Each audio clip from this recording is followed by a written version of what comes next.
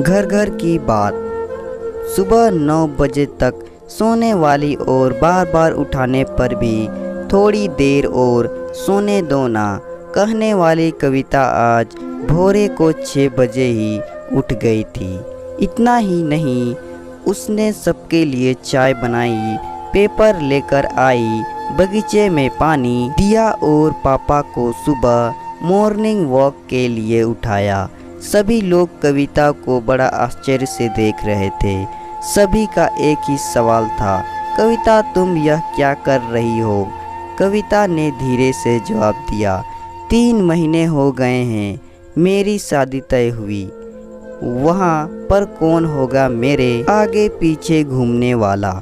वहाँ तो सब मुझे ही करना होगा। बस इसलिए आज मैं शुरू कर दिया। घर की बेटी को इतना समझदार होते हुए देख सबको खुशी हो रही थी और साथ ही साथ बुरा भी लग रहा था। बुरा लगने जैसा बात भी थी, क्योंकि अब वह हमेशा के लिए उनको छोड़कर उसके ससुराल जाने वाली थी। 1 और महीना बीत गया और आखिरकार कविता की शादी हो गई। वह अपने ससुराल आ गई। सुबह समय पर जाग पाएगी या नहीं, इसी विचार में वह रात भर सो ही नहीं पाई। सुबह होते ही उसने नहाया और पूजा की और खाना बनाने की तैयारी करने लगी। वह सोचने लगी कि आज खाने में क्या बनाया जाए जो बड़े और बच्चे दोनों को पसंद आए। तभी पीछे से एक मीठी आवाज़ आई। कविता ने पीछे मुड़कर देखा तो उसकी सासू माँ थी। अरे बेटा, इतनी जल्दी क्यों उठ गई? शादी की भाग दौड़ में थक गई होगी, ऊपर से घर वालों की याद भी आती होगी, और मैं जानती हूँ रात को ठीक से सो भी नहीं पाई होगी। ऐसे तो तुम्हारी तबीयत खराब हो जाएगी। कविता मन ही मन सोचने लगी, मेरी सासू माँ तो बिल्कुल वैसी नहीं है जैसी मैं सोच रही थी। मैं तो डर के मारे कितने दिनों से सुबह जल्दी उठने का प्रयास कर रही थी। यहाँ तो परिस्थिति बिल्कुल अलग है। कविता ने कुछ काम खत्म ही किया था कि तभी सासू माँ ने आवाज़ दी, बेटा इधर आओ, देखो तो सही मैं क्या बना रही हूँ। मटर पनीर, पराठा और गाजर का हलवा। अरे वाह, यह तो सभी मेरे फेवरेट डिश है। कविता बोली। उसे तो कुछ समझ में नहीं आ रहा था। उसे लग रहा था जैसे यह सब सपना है। कविता को एहसास हुआ कि यह सपना नहीं, सच है।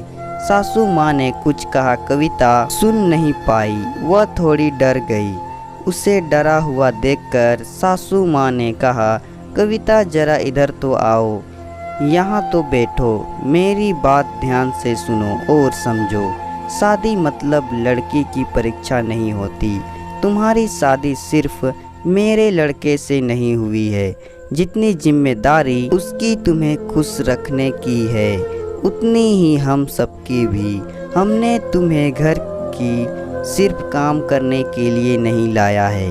तुम्हें क्या क्या आता है या तुम्हें हमारे लिए क्या कर सकती हो, यह सब देखने के लिए तो बिल्कुल नहीं।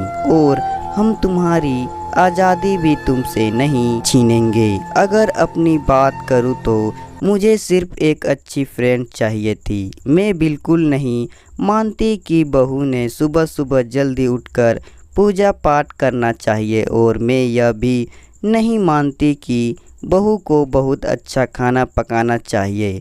शादी का मतलब तुम्हारे सपनों का बलिदान बिल्कुल भी नहीं हो सकता। बल्कि मैं तो कहूँगी कि शादी का मतलब तुम्हारे सपनों को और ज़्यादा ऊंची उड़ान देना होना चाहिए। हम सब हमेशा तुम्हारे साथ हैं, हर दिन हर पल। कविता की शादी को अब 6 साल बीत चुके थे। इन 6 सालों में सफ़र में उसने जो अनमोल रिश्ते कमाए थे, उनमें से एक थी माँ जी। हाँ, वही सासू माँ जो अब उसकी माँ बन चुकी थी।